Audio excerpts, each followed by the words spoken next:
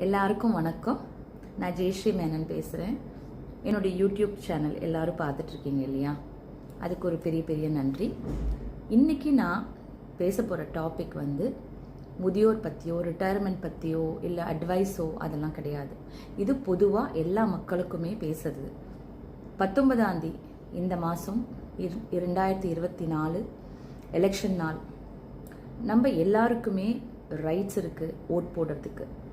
ஆனால் ஓட் போடுறது யாருக்குன்றது நீங்கள் தான் முடிவு பண்ணணும். எப்போதுமே நான் யூடியூப்பில் ரிட்டையர்மெண்ட் பற்றி மட்டும்தான் பேசியிருப்பேன். ஃபஸ்ட்டு டைம் பொதுமக்களுக்காக நான் பேசுகிறேன்.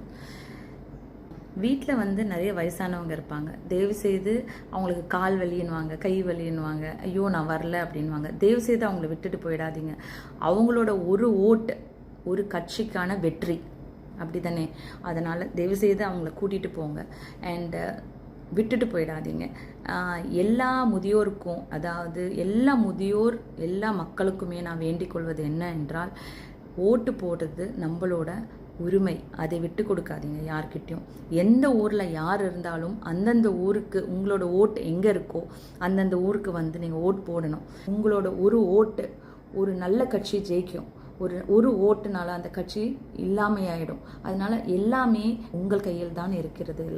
எல்லாருக்குமே இப்போ ரொம்ப நாலேஜ் இருக்குது. அது தாழ்மையானவங்களாக இருந்தாலும் சரி, இல்லை சமூகத்தில் பெரிய ஆளுங்களாக இருந்தாலும் சரி, இல்லை பெரிய பிஸ்னஸ்காரங்களாக இருந்தாலும் சரி, எல்லாருக்குமே இப்போ ரொம்ப நாலேஜ் எப்படி ஓட் போடணுன்றது.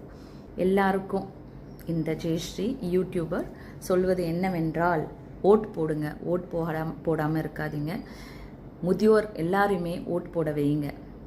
அவங்களுக்கும் கொஞ்சம் எஜுகேட் பண்ணுங்கள். மேபி அவங்க டிவி பார்க்காதவங்களா இருக்கலாம், யூடியூப் பார்க்காதவங்களா இருக்கலாம். அவங்களோட ஓட், ஒவ்வொரு ஓட்டும் ஒரு பொக்கிஷங்க.